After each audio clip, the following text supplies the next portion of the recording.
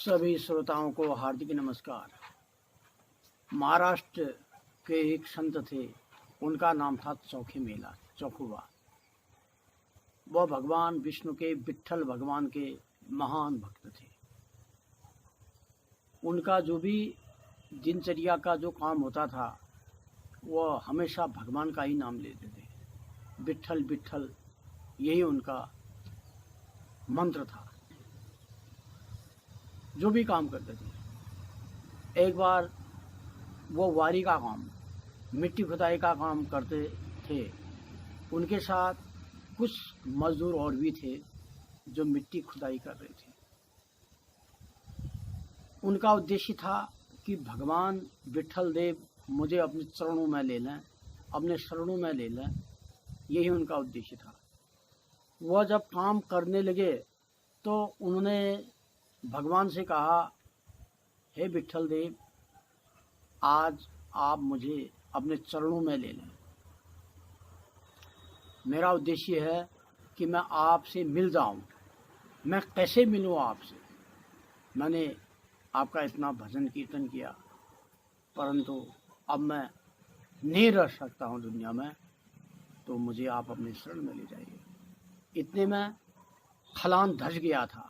जो मिट्टी का खलान का काम था वह धसने से उनके साथ और भी जो लोग थे वह भी मिट्टी के नीचे दब गए और वो भी दब गए।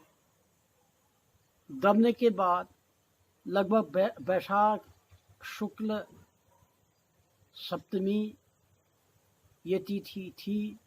बैसाख का महीना था, गर्मी के दिन थे और साके 1268 या ये कुछ है।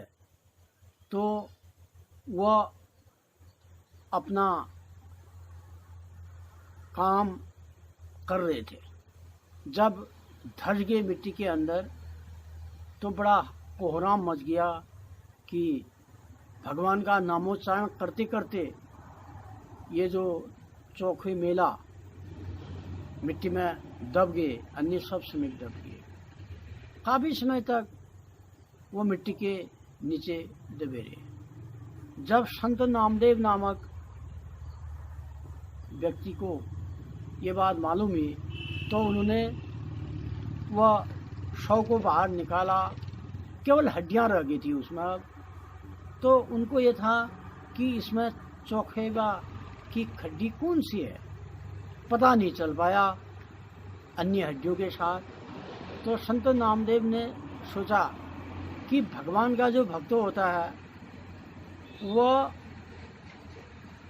उसके मस्तिष्क में भी भगवान का नाम रहता है, उसके शरीर के प्रत्येक रोम रोम में, प्रत्येक अंग अंग में उसका नाम रहता है भगवान का। तो उन्होंने कहा कि अब ये हड्डियां जो हैं, इन हड्डियों में से हम चोखेबी की हड्डियों को अलग कर देते हैं। तो अब उपाय क्या था कि पहचान कैसे थी कि चोखोबे की हड्डियां हैं? तो उन्होंने क्या किया, प्रत्येक हड्डी को अपने कान में लगाया, दाहिने कान में, जिसमें विट्ठल विट्ठल की ध्वनि आती थी, उन हड्डियों को उन्होंने अलग किया। और अंत में बड़े बाजे गाजे के साथ उन हड्डियों को उनने, जहाँ पर विट्ठल देव का जो मंदिर है पंढरपुर में, उसके सामने उनकी समाधि बना दी। तो आज भी लोग विट्ठल दर्शन से पूर्व चोखेबा सिद्ध के दर्शन करते हैं। बिना चोखेबा दर्शन से विट्ठल देव के दर्शन सिद्ध नहीं होते हैं, ऐसा कहा गया है। तो इतने भी भगवान के भक्त संसार में रहे जिनके हड्डियों से भी मरने के बाद भगवान की ध्वनि निकलती है। हम तो सजीव मनुष्य हैं। भगवान ने हमको ज्ञान दे रखा है, बुद्धि दे रखी है, विवेक दे रखा है। बड़े भाग मानस तन पावा, ये तो जो भी है बड़े भाग्य से ही ये मनुष्य शरीर हमें मिला है। तो इतने पर जीवित रहने पर भी जब हम भगवान का नाम नहीं ले सकते हैं, सद्धर्म सत कीर्तन नहीं कर सकते हैं, सत्संग नहीं कर सकते हैं, भगवान को प्राप्त नहीं कर सकते हैं, तो क्या मरने के बाद करेंगे? जो भगवान का भक्त होता है वो मरने के बाद भी उसके हड्डियों में भी भगवान का नाम रहता है। रक्त मज्जा वसा मांस अस्ति मेदांश भारती, जो ये रक्त है, मांस इत्यादि है, प्रत्येक अवयव में भगवान का नाम है। तो व्यक्ति को सोचना चाहिए कि भगवान, जो असली भक्त भगवान का होता है, उसको पहचाना जा सकता है कि उसके हड्डियों में भी भगवान का नाम हुआ।